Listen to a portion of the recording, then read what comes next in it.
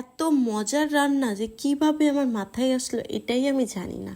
নিজের মাথা খাটিয়ে যে এত সুন্দরভাবে একটা রেসিপি তৈরি করলাম এটাই অনেক বড়। হেই গাইস, আসসালামু আলাইকুম। কি অবস্থা, সবাই কেমন আছো?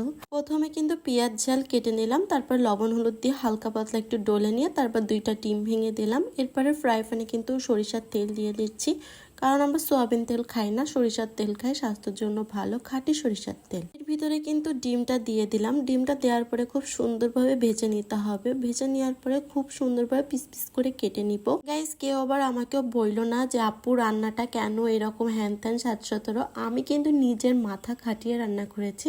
আমি মনে করি ইউটিউবে এই রান্না সার্চ দিলে পাওয়া যাবে না, কারণ এই রান্নাটা আমি কালকে অনেক ঘাটাঘাটি করে তারপর নিজের মন মতন রান্না করেছিলাম।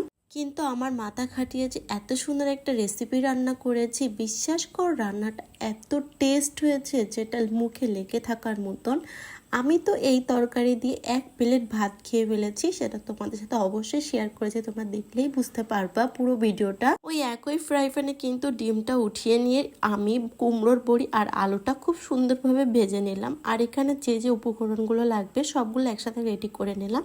তোমরা দেখলেই বুঝতে পারবা ইজি একটা রান্না। যেসব আপু অ্যান্ড ভাইয়েরা মেসে বা হোস্টেলে নিজেরা রান্না করে খাও তাদের জন্য খুব সুন্দর একটা রেসিপি। আমি মনে করি মাছ মাংস কাটার ঝামেলা ছাড়াই ডিম দিয়ে, আলু দিয়ে আর কুমড়োর বড়ি দিয়ে খুব সুন্দর একটা তরকারি রান্না করা যায়। এরপরে কিন্তু কড়াইতে তেল দিয়ে বাদবাকি সবকিছু একসাথে দিয়ে খুব সুন্দরভাবে আলু আর কুমড়োর বড়িটা কষিয়ে নিব। আমি মনে করি তরকারি যত ভালোভাবে কষানো হয় এর স্বাদ ততটা বৃদ্ধি পায়। এজন্য আমি কিন্তু রান্নাতে ভালো করে কষিয়ে নেওয়ার চেষ্টা করি। কষানো হয়ে গেলে এর ভিতরে কিন্তু ঝোলের পানিটা দিয়ে দেব।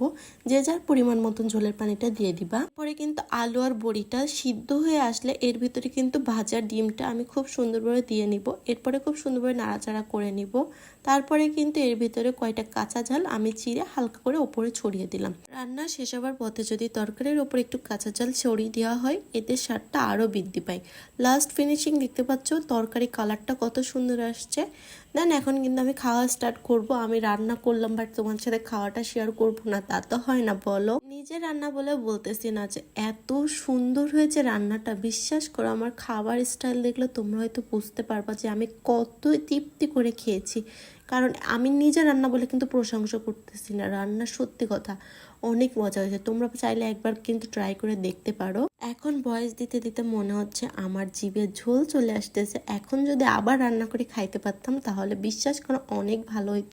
সো যারা নতুন নতুন রান্না শিখতে চাচ্ছ তারা অবশ্যই আমার পেজটা ফলো দিয়ে রাখবা। এখনও যারা ফলো দাওনি তাড়াতাড়ি ফলো করে দাও। আর যারা ফলো দেওয়া আছে অবশ্যই লাভ লাইক দিয়ে শেয়ার দিয়ে দিবা। হ্যাঁ, আরেকটা কথা, আমার খাওয়া থেকে এখন কার কার খাইতে ইচ্ছা করতেছে অবশ্যই কমেন্ট করে কিন্তু জানিয়ে দিবা, কারণ আমার খাওয়ার প্রতি দেখে আমার নিজেরই লোভ লাগতেছে। আমি আশা করি যারা আমার ভিডিওটা দেখতেছো তাদেরও জিভে ঝোল চলে এসেছে। কি আমি সত্য বললাম নাকি ভুল বললাম অবশ্যই কমেন্ট করে জানাবা। সো আজকের মতো ভিডিও, সবাই কিন্তু আমার জন্য দোয়া করবা, আমি যেন আরও খুব সুন্দর সুন্দর রান্না নিয়ে তোমাদের মাঝে শেয়ার করতে পারি। সো আল্লাহ হাফেজ।